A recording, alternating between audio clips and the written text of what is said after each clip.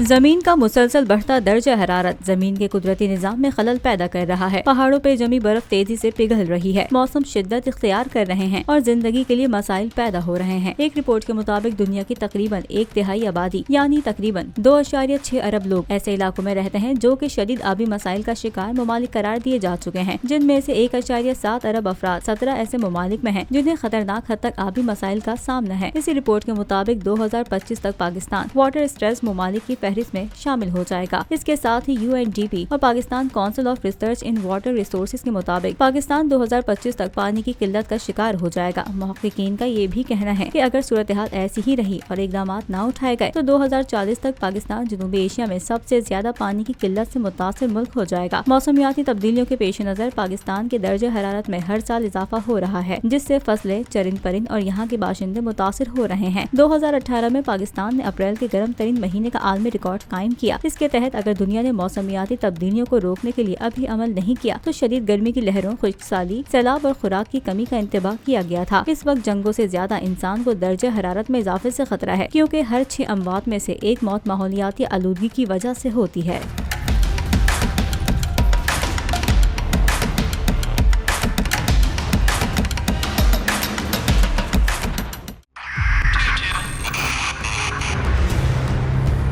Border कैसे भी देखे गया पाकिस्तान की अवाम को एक तोहफा ये दिया कि अवाम को पता चल गया कि पाकिस्तान का मीडिया क्या है। साल 2022 में सबसे ज्यादा देखे जाने वाला चैनल बोल न्यूज रहा नंबर 1। हमने बहुत सारे शोज और ट्रांसमिशंस की, पूरा साल मुसलसल जदोजहद में निकल गया कि ये वोट ऑफ कॉन्फिडेंस के पीछे कौन लोग थे।